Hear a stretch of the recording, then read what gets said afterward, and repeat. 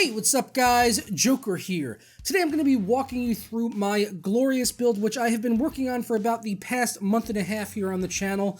Getting parts in ever so slowly and, kind of conceptualizing it and putting everything together, custom painting some of the parts, working with V1 Tech to get some of our fittings in here for things like the backplate, fan grills, as well as the SSD cover to make sure that everything in here really did fit to the PC Master Race color aesthetic, which is something I'm a big fan of. It's something that I adopted earlier this year for my channel colors and something I plan to stick with for quite a while. So I've wanted to do a PC Master Race theme, and things have finally just come together in the right way that we could do this build the way that I wanted to do it. So we're going to go through all the parts here in this build and finish up with performance that we were seeing testing inside this system with a lot of the, at least some of the biggest games of 2016 that I was a fan of, and we will go through the average FPS that we were seeing on this build, which was trying to target 1080p gaming specifically.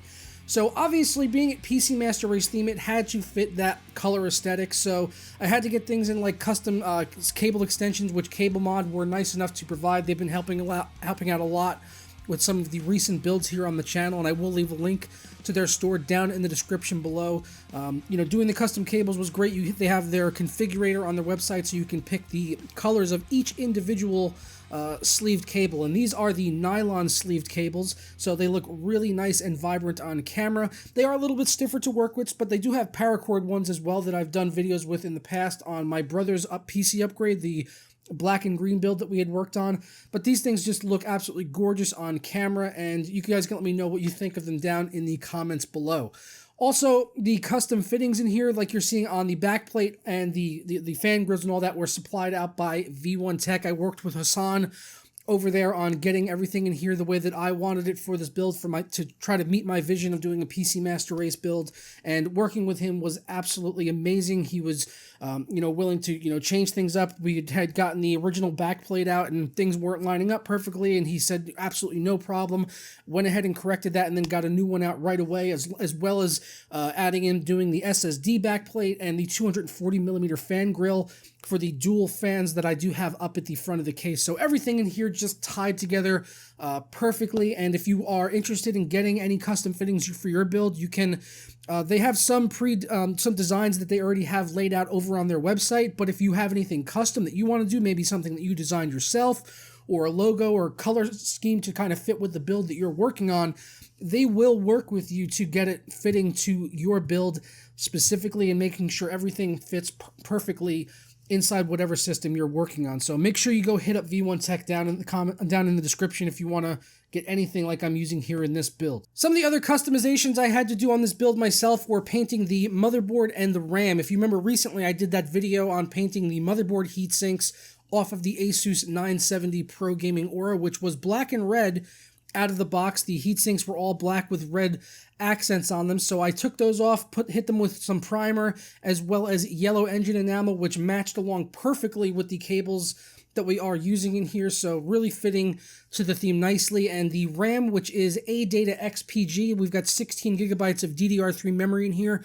clocked at 2133 megahertz. These were actually gold out of the box, which I thought maybe would fit okay with it, but once I put them in the system and I saw it, against the backdrop of the motherboard with the yellow heat sinks and the yellow cables, they kind of stood out as not really matching perfectly, so I ended up painting the heat sinks off of those as well. For the case here, we were using the BitPhoenix Aurora mid-tower chassis with tempered glass side panels, which I felt was really one of the only components which kind of held this build back a little bit. While it does have the nice tempered glass side panels, which look great, having that sort of smoked look with the white LEDs illuminating from the inside of the final build, some of the other components, like the top of the case, which had very thin plastics and these little metal grills that were attached to it, and only secured by just small little tacks of hot glue, it looked like, was holding it on. So they actually ended up coming separated in the middle just during the normal use of building the PC. I wasn't like banging it around or anything like that, but they just came separated because I feel like, because they use the hot glue, which is kind of a cheap way to go there, skimping out and just using hot glue. I don't think that's something that should be used on any PC cases being manufactured, really. And with this case being over $100 to buy, I felt it's kind of inexcusable to kind of have shortcuts for something like that when you're including something like tempered glass side panels, which is kind of more of a higher end item. So my fear is that a lot of the cost in the BitPhoenix Aurora with the tempered glass side panels is coming from the glass panels themselves, rather than taking that, extra cost and investing it in something like function. They've put it more into the form factor of just, having, nice glass panels, while the rest of the case is kind of average. And overall, the rest of the build, I wouldn't really want to pay more than like $75 for it. So you're really paying a hefty premium just to have glass side panels on it. So you guys can let me know what you think down in the comments below, if you think it's worth it, paying the extra money for the glass side panels, especially when there are other cases out there which are arguably doing it better, like the Phanteks Enthoo Evolve, which does cost more, but at the end of the day, they are doing the rest of the case much better. And if you're paying for a premium part, like a chassis with glass panels on it, then I think you should just go the extra mile and actually get a really well-designed case that's made great from the ground up. Another thing with the case was that the screws that I got for mine for the tempered glass side panels actually came without any slots on them whatsoever, which meant I couldn't tighten them or remove them with a flathead screwdriver like I've seen on pretty much every tempered glass side panel case in the past. This is actually meant to come with slotted screws, but the one that I received did not have them. I was in touch with BitPhoenix, and they said that it was just an anomaly and that it's something they worked out with the manufacturing so that it won't affect people that are buying them in the future. But it was just, another thing with this case that kind of held me back from really enjoying working inside of it. And in the future, I'm probably going to look to transplant this build over to another case, probably in the very near future, as I will be making some other changes as well, like the FX 8370. So the CPU inside here is the AMD FX 8370, which I got overclocked up to 4.473 gigahertz, which, using the Deepcool Captain 240EX with that breathing LED on the reactor pump, which looks absolutely amazing, I was able to see the average temperature under full load with IDA64 at 50 degrees Celsius and a max of 53 while sitting at 26 degrees Celsius when idle. So the FX 8370 is running really cool thanks to the Deepcool cooler. I just said cool a lot of times. But besides that, though, I am planning to switch this over to Zen probably sometime in early 2017. So the 8370 is in there for now. I know some people are going to say that's, kind of a bottleneck for our RX 480, which we are using in this build, and I would agree with you. But so unless you can really find those 8370s on a great deal right now for like $100 or less, there are probably going to be better options out there for you on the CPU, like Intel i3 processors, or you could just wait for Zen, like I said, which we're hoping to see early in 2017. And I'm planning to, carry this build over and, keep the PC Master Race aesthetic and kind of fit it into a new case, new motherboard, and a Zen CPU along with DDR4 memory, and just kind of keep everything else in here the same, though. So that's something I am going to be looking to do in the future. Like I mentioned there, we are using a RX 480 in here. This is the reference model that I've been using and testing on the channel ever since it came out, and we've got the glorious backplate on there, once again supplied out by V1 Tech, which after I showed it off a couple times on Twitter, one of the questions which I constantly see popping up, is that backplate going to limit the temperature, have an impact on the temperatures of the card? Personally, did not see a large performance impact for the temperatures using this backplate. The max temp that I saw after playing Overwatch for about an hour was 77 degrees Celsius, so really good temps here on the reference RX 480. The backplate didn't mess up the temps in any way, so I don't have any complaints about it. It just looks absolutely amazing.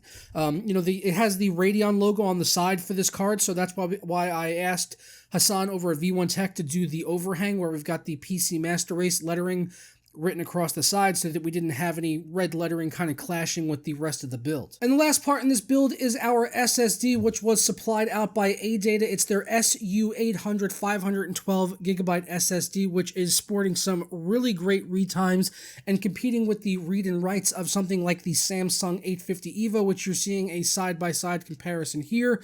While the Samsung 850 EVO did take the lead in the writes, the ADATA SU800 was competing and even winning out in some of the read tests. And when you compare that, with when you're considering the price as well, where the ADATA SU800 is $129 right now for their 512GB version that we're using here, versus the Samsung 850 500GB, which is $169. So it's coming in quite a bit less than what you are seeing on the Samsung SSD and competing with it in our read and write speeds quite competitively. The boot speed on this system, after all was said and done, was about 15 seconds, so really fast boots. Have no complaints whatsoever about the ADATA SSD, so many thanks to them for hooking us up with that for this build. It was one of the last parts we needed along with the RAM, and they helped us finish everything off in here really nicely. All right, but now that we got all of the parts out of the way, let's go ahead and take a look at our average frame rate numbers testing at 1080p on all of these games. We were testing up at Ultra without anything like NVIDIA GameWorks, and for anti-aliasing,